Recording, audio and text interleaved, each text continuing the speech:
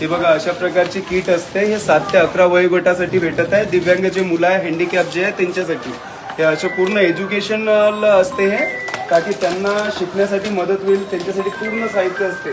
हे खेळायचं असं एज्युकेशनचं, त्यानंतर बा डबे हे ते म्हणजे सर्व पूर्ण एज्युकेशन रिलेटेड पुरी बॅग भरून आहे. एवढी मोठी बॅग भेटते पण आपण याच्याकडे लक्षच देत नाही.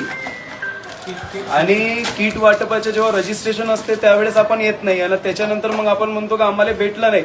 म्हणून कृपा करून एज्युकेशनचे जेव्हा हे होते कॅम्प होते तेव्हा येत जा. आणि कॅम्पमध्ये काय आपल्याला जानकारी भेटते ते घेणं गरजेचं असते. याच्याकडे लक्ष द्यायचं आहे.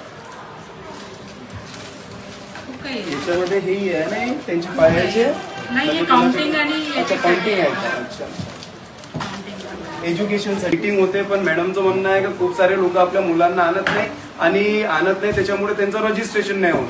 तर जेवढेही दिव्यांग आपल्या तालुक्यातले आहे त्याचं रजिस्ट्रेशन करायचं आणि जेव्हा शिबिर आला तेव्हा घेऊन यायचं जेणेकरून यांना मदत होईल. धन्यवाद. Thank you sir.